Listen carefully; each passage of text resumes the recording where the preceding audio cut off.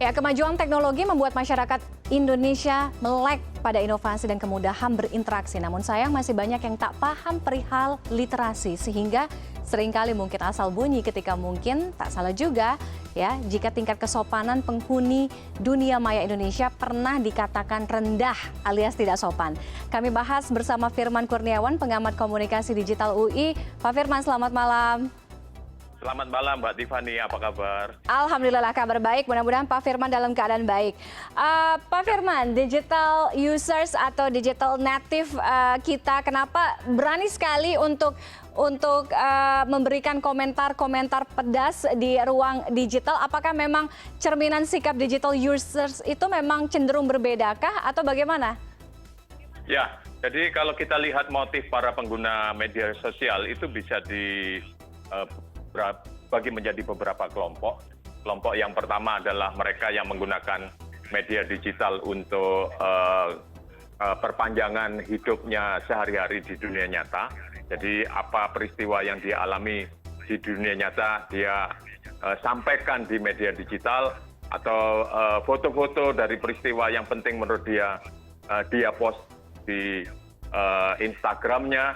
Nah itu motif yang pertama. Motif yang kedua itu juga media digital sering digunakan sebagai tempat pelampiasan apa yang tidak tercapai di dunia analog, di dunia nyata, misalnya frustrasi pada keadaan sekitar atau ingin marah kepada seseorang tetapi di dunia nyata tidak berani, akhirnya dilemparkan di dunia digital. Ini memang suatu keadaan yang menyedihkan dan tidak bisa dibenarkan.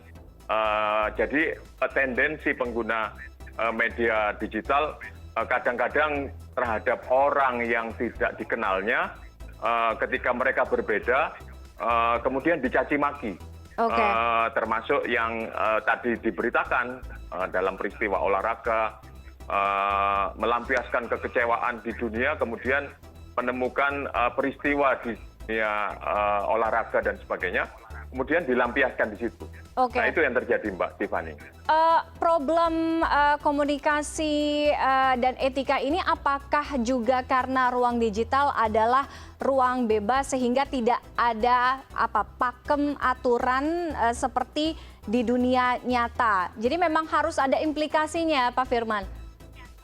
Ya, sebetulnya aturan itu ada. Secara etika apa yang berlaku di dunia analog itu juga seharusnya berlaku di dunia digital. Ketika kita harus sopan, ketika harus tidak boleh berkata bohong di dunia analog, harusnya diteruskan di dunia digital. Tetapi ada satu peluang atau fasilitas di dalam teknologi itu yang memungkinkan kita untuk anonimus. Nah, sehingga kita merasa tidak perlu bertanggung jawab. Kalau para pemakai itu merasa leluasa mengungkapkan kekesalannya, kebenciannya, kemudian caci makinya, toh saya tidak akan bisa ditelusur. Seperti itu. Nah, padahal implikasinya sangat panjang. Social media users Indonesia ini kan sangat-sangat besar, ya kan?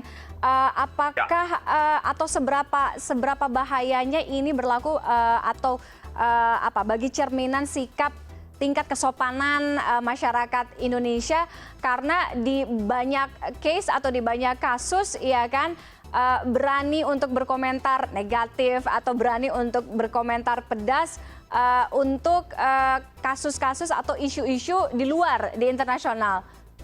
Ya, data dari WA Social Hotsuite, pengguna media sosial kita ada 170 juta. Betul. Itu lebih dari separuh penduduk Indonesia.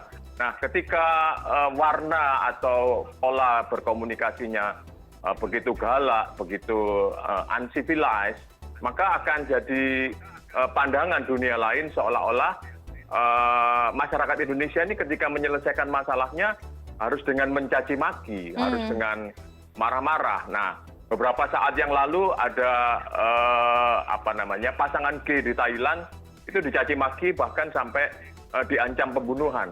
Nah, akibatnya adalah orang Indonesia juga yang datang ke sana dianggap seperti para netizen plus 62 ini.